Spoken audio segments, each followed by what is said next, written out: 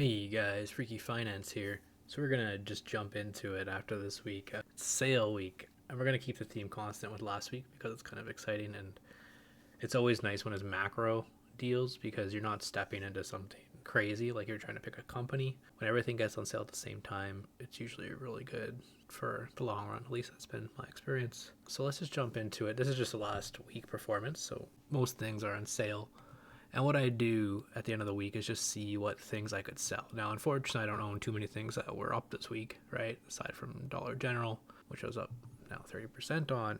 So, what happens here is I kind of like, oh, one thing's up 30%, another thing's now down 11%. Is it now worthwhile to start rotating, right? And start taking the winners out into superior companies, right? At decent prices. Now, things are still not crazy. This is the P.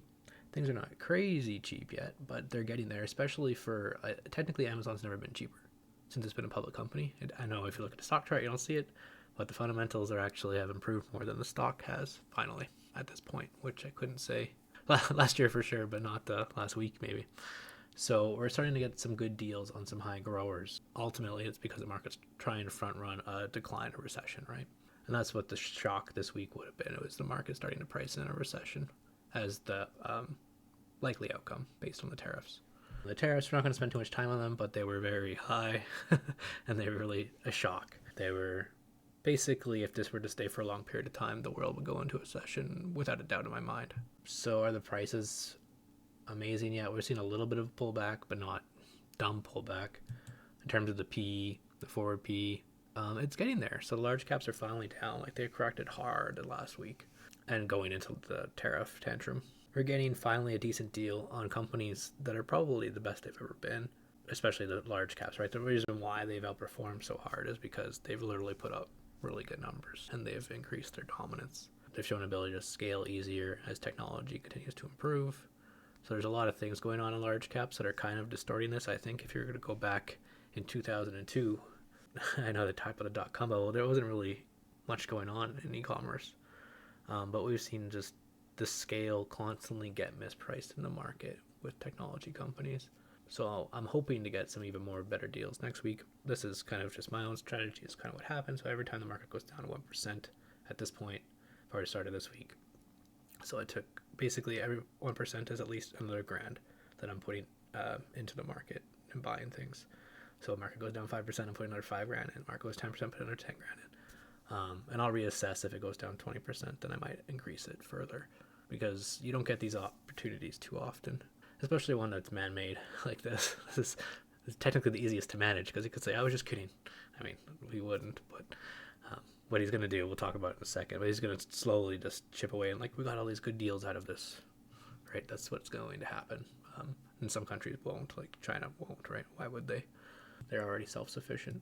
Here is the AAI, and we picked up on this last week, so that was the one thing that was flickering already, is people are already spooked, and now they're even more spooked. And for reference, they're spooked as much as they were during the COVID panic, when the tech was already trading off. Like we were able to get Meta at like, I think it was around 12 times earnings, 13 times earnings, right? Right now we're getting able to get Google at 14 times earnings, so this is great, right? And you can see it usually doesn't stay down there too long. Unless there's a recession, you usually get a little bit more time. So people are panicked. The VIX finally spiked, which wasn't the case last week. I mean, it started spiking, but it wasn't crazy high. Now it's spiked high again. Spiked in line with the COVID panic shutdowns and the 2008 recession. So not quite at those levels, obviously, but it's getting up there. So that usually indicates deals. Here is just what I like. If I were to, this is partially like a me thing, is I like to see the yield start breaking on bonds because that's when you start to see real panic. I mean, you could also see things like people actually selling their bonds and going to the equity, but it's usually after the fact, not during. So this one's more of a coincidence. So I'm just trying to see if the yields start breaking because that's a real panic, and then I know I'm getting like really good deals. We're not quite there yet. Credit spreads have been tight for a long time. Here we're not seeing enough insider buying yet.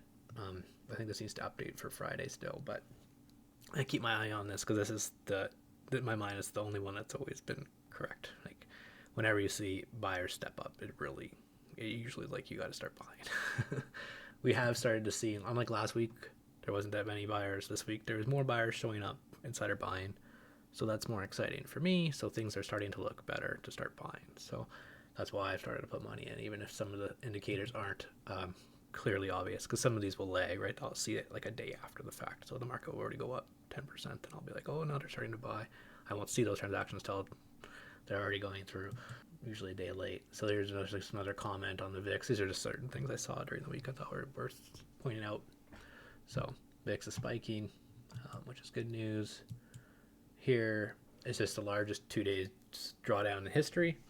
So Thursday, Friday this week, and here you can see we're the 16th worst ever, right? Which is pretty amazing that one person can make the 16th worst day ever in a 2-period day, basically equivalent to Great Depression, Great Financial Crisis levels, right? So pretty crazy because the tariffs were so crazy. And unexpected, I think, because no one would think to actually write that was credible. So here you have the year-to-date down 17%. So this is something to keep in mind. Now, not always the case. You can see the dot-com bubble here, that it took longer. But usually when you have intraday, intra-year down so heavy, usually near the end of the year, it can bounce back quite a bit. Now, it doesn't always happen. Like 2018, it only came back a bit. 2022, it only came back a bit, right? But you can see 2009 came back fully. 2010 came back fully. 2011 overcame it slightly. So, like, you can see these things except for really severe periods of pain, right? So, Great Financial Crisis, the dot-com bubble, Great Depression, right? Going into World War II before they knew they were going to win. It's like that right now, which is exciting, right? Because you don't get too many in your lifetime. So ultimately, just my point of view, someone younger, if you're older, I'd be pissed off or hopefully positioned more defensively to take advantage of this. But here is some interesting tweets. So the last, I want to say 2 months leading up to this, Trump's been basically saying he's going to do this in a way. Not as extreme as what happened. He kind of said, yeah, there's going to be some tariffs and they're going to be, we're thinking like 10, 20%. Boom. Like some of these are like 60s and crazy numbers. Anyway, and how it's calculated is not for the purpose of this channel, but it's not right. It's not correct. But anyway, here is him starting to change his signaling. So pre-Liberation Day, he was basically saying, yeah, things might go bad, some pain for a bit, right? Basically foreshadowing this. And now he's saying, oh, now we got to cut rates. You're always late, which is fine, whatever. So he's done this last time, because you have to remember last time he was in power, we called him Donald Pump, right? He pumps the markets.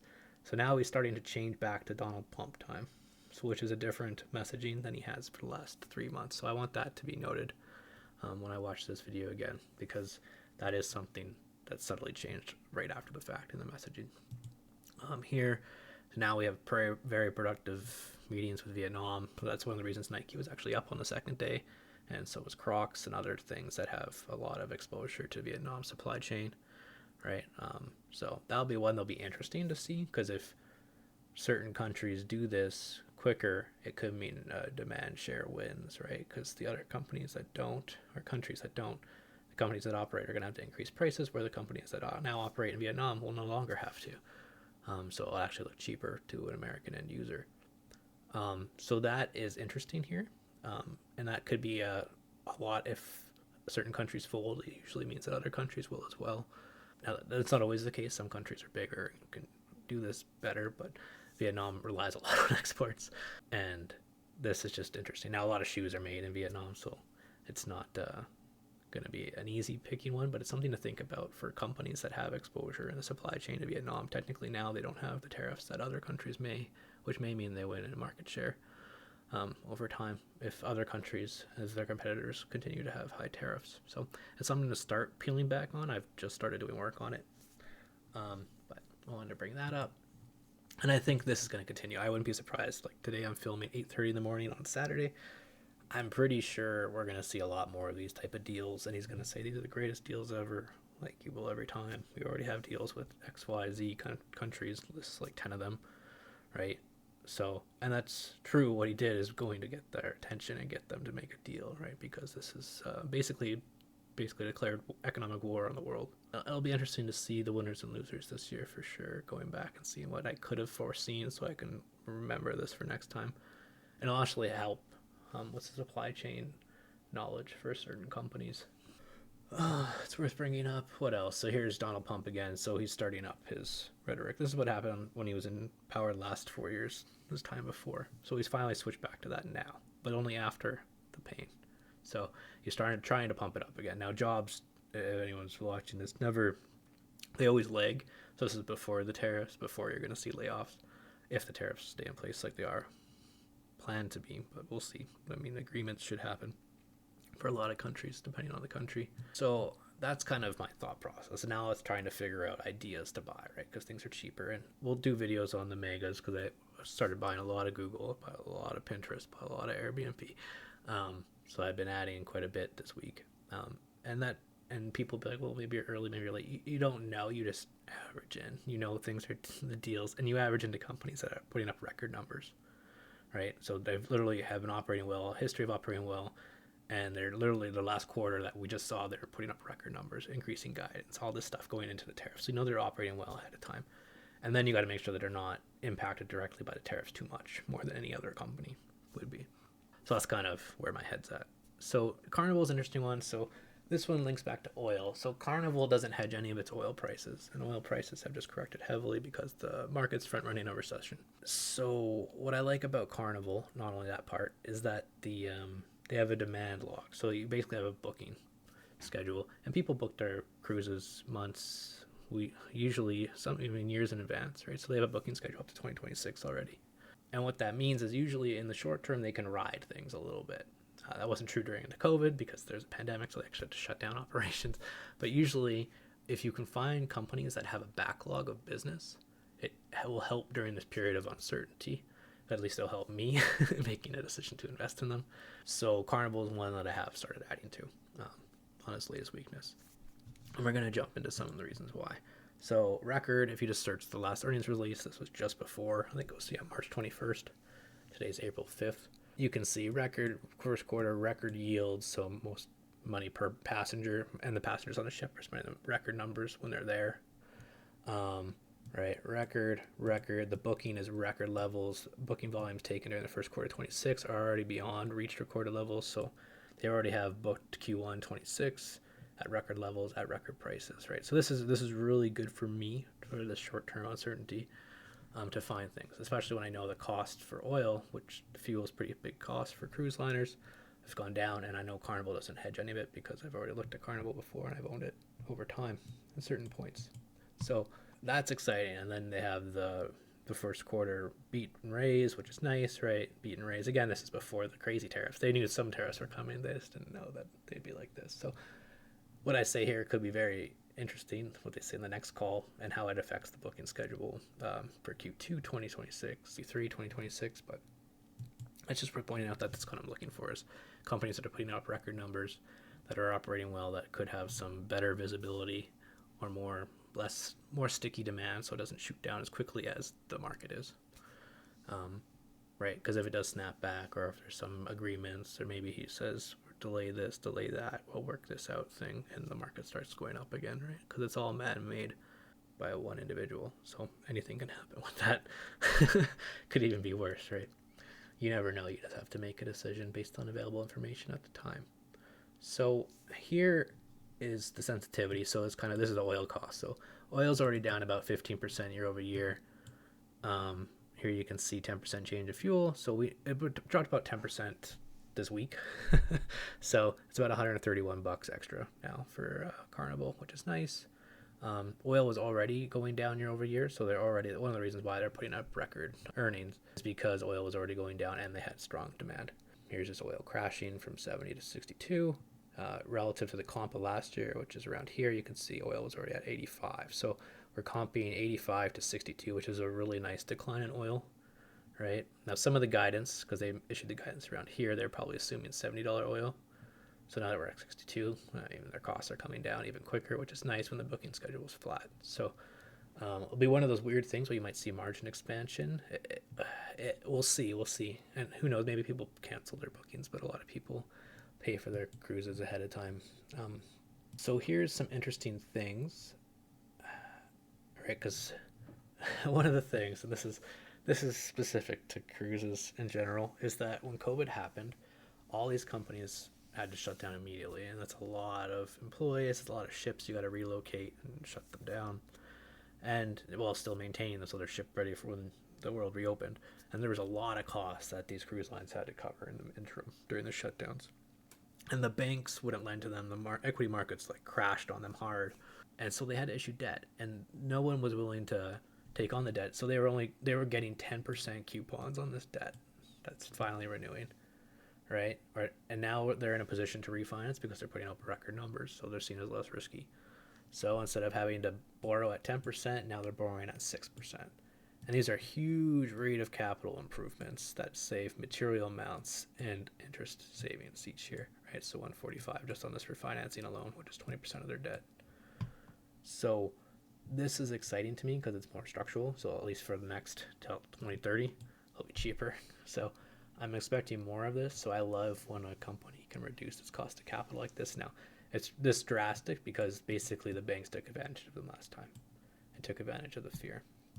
So I'm excited for this too because that's shooting up for this year, right? To look better than last year, just because of better. Like they could have the same amount of debt, there's the interest rates way less, like cut in half, which is exciting to me. So that's there. What else is there? Here's again just saying that they're 80% of the year on the books at higher prices. So they've booked already 80% of the revenue at higher prices than a year ago. And it's the booking curve is the farthest out. So we already talked about that a bit. So very good visibility at high prices. This is them confirming that they don't hedge on commodities, so that's important. So they get that full swing down when oil goes down, which is nice for their cost structure. And this is something that's often lost on people, is that hotels took a lot more price than anybody else in the travel industry. Like it took a lot more than Airbnb did, because Airbnb opened up like renting rooms and stuff, which actually reduced the ADR. But hotels took a lot average daily room rate. They just shot it up. And cruise lines actually lagged it, partially because COVID. But I think, and now it's very apparent that it's actually cheaper to go on cruises than it is often to go into hotel rooms, especially with all the fees after the fact that hotels slam with you, right? So this is exciting, and it's something that happens. Now he says here that I'm still pissed off at the gap, which is kind of funny, and the analyst actually words it trading down to a cruise, which is kind of funny because most people would think cruises are more luxurious than going to a hotel room, but we're at the point where hotel rooms are actually more expensive than cruises still. So that's worth bringing up. That's one of the reasons why they're still putting up pretty good numbers. It's why they're at 100% capacity on their ships, is because they're seen still as value relative to hotels and domestic travel, which is interesting. Another thing I like right at this point is if things get bad, cruise lines, you have to build these ships out in advance, right? And usually you're adding capacity every year, like a ship here to keep the ship current and get rid of the old ship so you can keep the business going and growing. And normally you would have a decent amount of ships every year. Carnival actually has very little, so that's interesting. So there's a couple points here, but when you have none in 26, one this year, and one in 27, that means only like 2 ships in 3 years. That's very low, and that's exciting if demand does suffer because of tariffs, right? So that's important, especially for supply demand factors in the cruise. Like if you want pricing to stay relatively strong, you do actually not want to overbuild cruise ships, right? And you don't want to be on contract to buy them after they're built into a weakening demand environment. So we don't have that problem here, which is nice. So that's worth bringing up as well. Carnival, in terms of the price, is down 34% on the year already, which is really nice, right? It's down 13% in just the last 5 days, 26% in just the last month, right? And that's into record numbers. So that's what I like to look for, especially when the margins could be expanding because oil's crashing. While the demand booking is probably relatively steady, at least for this temporary bit, because people have flocked in, right? Unless it's just me looking at the different ships that they have, but I haven't gone through them to be like, oh, the age of this, and compared to the other cruise lines, like cruise line analysts would do. But this is just something worth bringing up. They have a lot of different ships. This is me just checking the math on the sensitivity. ChatGPT came up with 305 million in savings. Based on what they presented, it looks like it'll be 150 million in savings. So some are probably in the middle of that because ChatGPT's number is too high.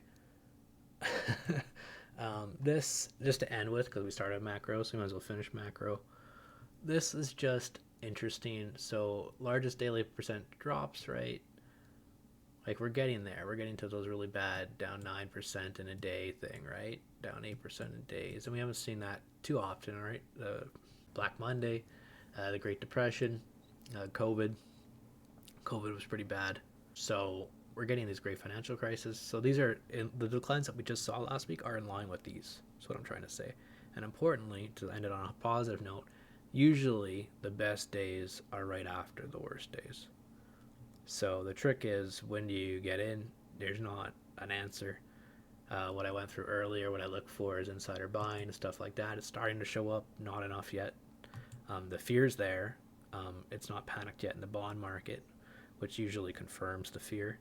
And usually it will actually lag. Like you actually might see the equity market start improving as the bonds price spike out. But usually when the bonds spike out is usually nearly right at the end. But so that's what I'm looking for as well for like obvious overreaction. I think this is so far it's an emotional overreaction. But technically, if the tariffs stay as they are, we could see a lot more pain. That's kind of where my head's at. Is like, do you think the tariffs will stay where they are? We're already starting to see agreements with smaller countries, right? Those are just days after the announcement, right? So I have a feeling, and he's going to try to pump it. So he's already trying to pump it, right?